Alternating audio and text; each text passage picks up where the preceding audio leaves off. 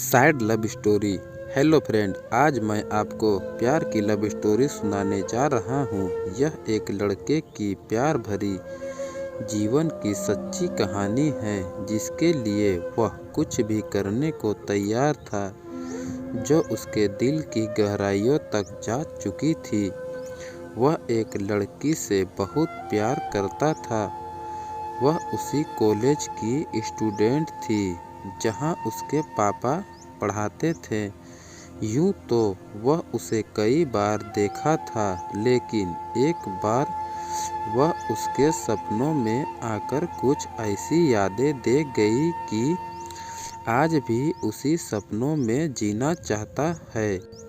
लेकिन उसके इस बात पर बिल्कुल ध्यान नहीं दिया, क्योंकि उसे ये इश्क विश्क की बातें बड़ी ही अजीब लगती है।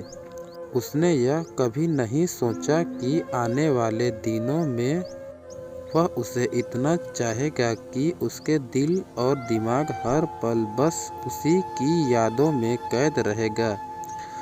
कुछ दिनों बाद उसी कॉलेज का एक ग्रुप विजिट के लिए गया और कुछ दोस्त भी उसी क्लास में पढ़ते थे, जो उसे भी साथ लेकर गए।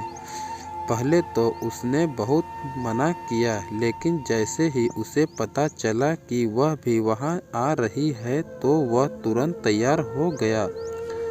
उन आने वाले दिनों ने उसकी सारी जिंदगी बदल कर रख दी। वे दोनों पूरे टूर में साथ साथ रहे और बहुत मौज मस्ती भी की, जिसे वह आज भी नहीं भुला पाया है। उसके बाद मैंने उसे कई बार फ़ोन पर बात करने की कोशिश की। कुछ ही दिनों बाद वैलेंटाइन डे आ गया। वह इस मौके को गंवाना नहीं चाहता था, क्योंकि उसने अपने कई दोस्तों को तड़पते देखा है। वे अक्सर यही कहा करते थे कि काश मैं भी कभी कह पाता, लेकिन वह कभी काश नहीं कहना चाहता था। इसलिए उसने अपने प्यार का इजहार कर दिया। उसने उसके लिए कॉलेज में एक गाना भी गाया था, जिसे वह आज तक नहीं भूल पाया।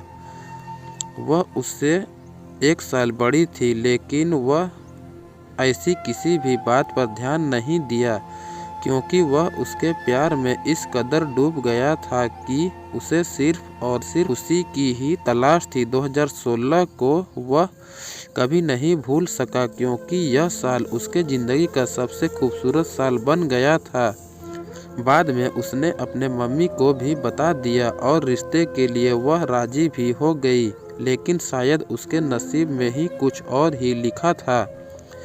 लड़के को ब्रेन ट्यूमर का अटैक पड़ा और वह उसे छोड़कर चली गई। 14 फरवरी 2017 को मैं उससे आखिरी बार मिला था, और वह भी सिर्फ 5 मिनट के लिए। मैंने उसे मम्मी की दी हुई चूड़ी दी, पर उसके बाद भी उसने मुझे छोड़ दिया। वह फिलहाल आगरा में रहकर पढ़ाई कर रही है और मैं यहाँ दिल्ली में हूँ। उस लड़की के लिए वह अपना सब कुछ भूल गया, पर सच ही कहा है किसी ने कि सच्चा प्यार नसीब वाले को मिलता है।